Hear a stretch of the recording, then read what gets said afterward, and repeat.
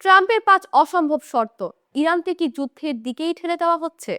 ওমানের মাস্কাটে কূটনৈতিক আলোচনা চললেও একই সময় ভারত মহাসাগরে জড়ো হচ্ছে মার্কিন নৌবাহিনীর বিশাল রণতরী বহর। ভেনেজুয়েলার সাম্প্রতিক রাজনৈতিক সাফল্যের পর প্রেসিডেন্ট ডোনাল্ড ট্রাম্প এবার ইরানের বিরুদ্ধে আরও কঠোর ও আক্রমণাত্মক অবস্থান নিয়েছেন। কূটনৈতিক মহলের ভাষ্য, ট্রাম্প প্রশাসনের সামনে রাখা 5টি শর্ত এতটাই কঠিন যে সেগুলো মেনে নেওয়া তেহরানের পক্ষে কার্যত অসম্ভব।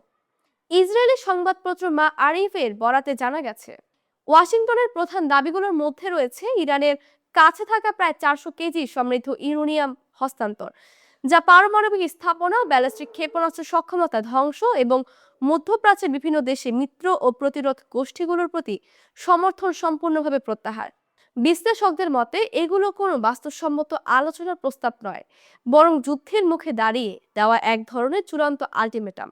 ট্রাম্প নিজেও এনবিসি নিউজকে দেওয়া সাক্ষাৎকারে বলেছেন, ইরানের সর্বোচ্চ নেতা আয়াতুল্লাহ আলী খামেনির গভীরভাবে উদ্বিগ্ন হওয়া উচিত।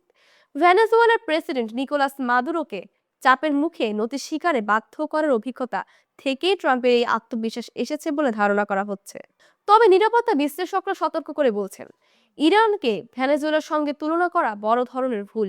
কারণ তেহরান গত 4 দশকের বেশি সময় ধরে ঠিক এমন সংঘাতের জন্য নিজেকে প্রস্তুত করেছে। ইরানের সশস্ত্র বাহিনীর chief of staff major general Abdur Rahim Musavi সম্প্রতি হুঁশিয়ারি দিয়ে জানিয়েছেন, দেশটির সামরিক নীতি এখন রক্ষণাত্মক পর্যায়ে ছাড়িয়ে আক্রমণাত্মক অবস্থানে পৌঁছেছে।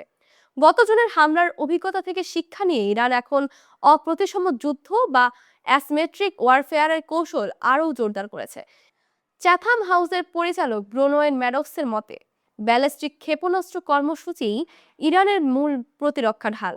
এই সক্ষমতা ধ্বংসের অর্থ হলো ইসরায়েলি বিমান বাহিনী ও মার্কিন স্টিলথ বোমারু বিমানের সামনে নিজেদের সম্পূর্ণ উন্মুক্ত করে দেওয়া।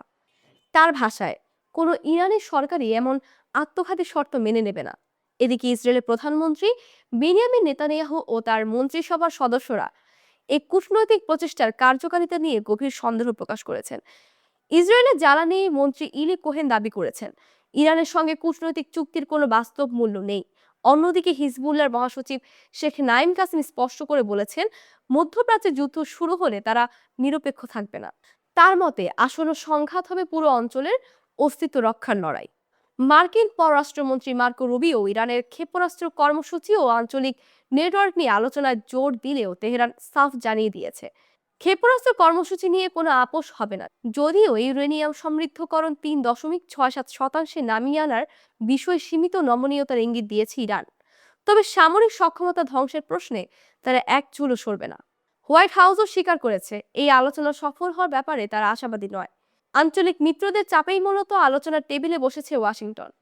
বর্তমান পরিস্থিতিতে বড় কোনো কূটনৈতিক সমঝোতা না হলে সামরিক সংঘাতই শেষ পরিণতি হতে পারে বলে মনে করছেন পর্যবেক্ষকরা।